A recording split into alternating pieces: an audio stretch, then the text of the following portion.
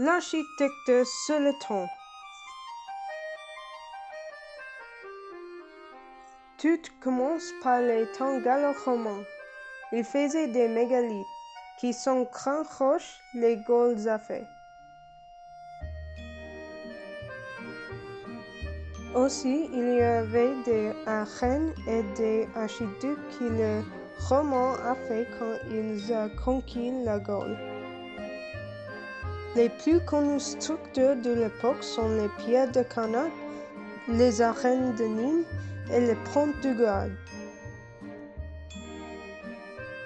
Les structures sont définies par les arches et les pierres blanches qu'ils utilisent pour ces structures.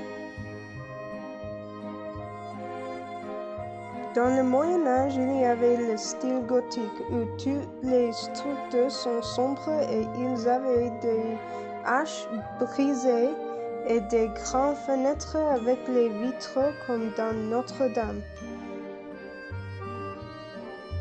Il y avait beaucoup de cathédrales et abbayes parce que la culture était très religieuse. Il y a une cathédrale que Louis IX a fait pour garder les reliques religieuses spéciales. C'était la Sainte-Chapelle. Elle avait beaucoup de vitraux qui racontent les histoires de la Bible. Aussi, il y a des abbayes comme le mont Saint-Michel où était construit sur la mer dans Normandie. Pour les structures normales, il y avait beaucoup de maisons dans une petite rue. Les structures étaient très bondées et sans régularité. Alors, sur la Renaissance, il y avait un change complet sur les structures.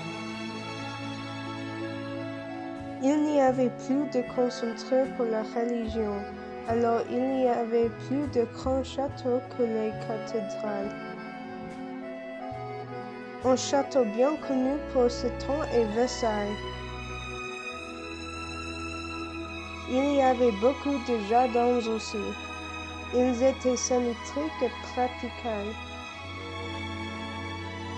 Les rues étaient plus ouvertes et toutes les nouvelles structures étaient construites avec des roches blanches.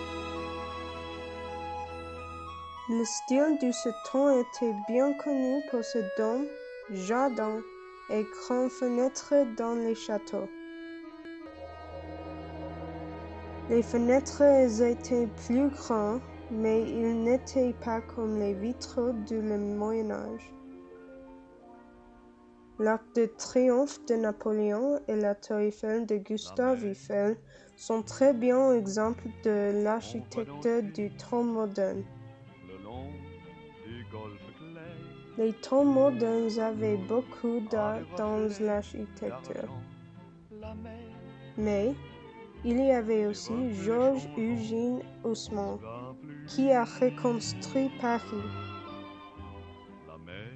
Il a quitté les vieux structures du Moyen Âge et les replace avec grandes rues et appartements qui étaient dans une odeur. Aujourd'hui, il n'y a pas de grands changements dans l'architecture.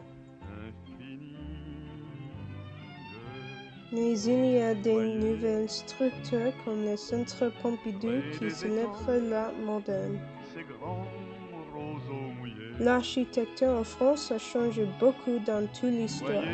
Alors, c'est plus fascinant comme les styles ont changé et les idées d'une bonne structure étaient différentes. La mer les a bercés